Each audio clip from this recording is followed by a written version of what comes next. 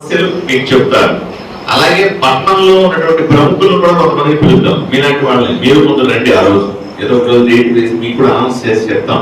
మీరు కూడా కొంతమంది వచ్చి మీ అభిప్రాయాలు చెప్పండి. అలాగే అందరూ మాట్లాడుతూ ఒక కామన్ అండర్స్టాండింగ్ రావాలి.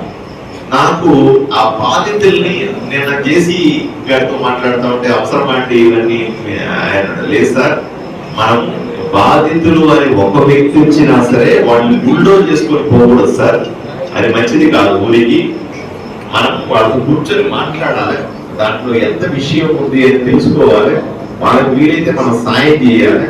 నిజంగా దాంట్లో సమస్యలు ఏంటో తెలుసుకొని ముందుకు వెళ్తే బాగుంటుంది సార్ అని చెప్పినాను. ఆయన కూడా కన్విన్స్ అయ్యాడు. యాక్చువల్గా 23వ తారీఖున అనుకున్నాం సార్, 23 ఇప్పుడు 22 అనుకున్నాం సార్. అనుకుంటే సడన్ గా ఇప్పుడు అసెంబ్లీ వచ్చింది. నేను 2 ప్రపోజల్స్ చెప్పాను, లేకుండా కూడా మీరు ఆ సమావేశం చేయొచ్చు అని జేసీ గారికి చెప్పాను. లేదు నేనే ఉంటానంటే అసెంబ్లీ అయిన తర్వాత చేస్తానండి అని చెప్పినాను.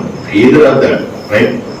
తప్పనిసరిగా అందరినీ ఒప్పించి అలైన్మెంట్ సమస్య ఏదో చూసి దాని గురించి పూర్తిగా బాధితులందరినీ ఒప్పించి ఆఫీసర్లందరినీ ఒప్పించి ఒక మంచి కామన్ అండర్స్టాండింగ్ తో బైపాస్ రోడ్డుని తొందరగా పూర్తి చేద్దాం సార్. 2 ఏళ్ళు పడుతుంది, ఎంత స్పీడ్గా చేసినా 2 ఏళ్ళు పడుతుంది.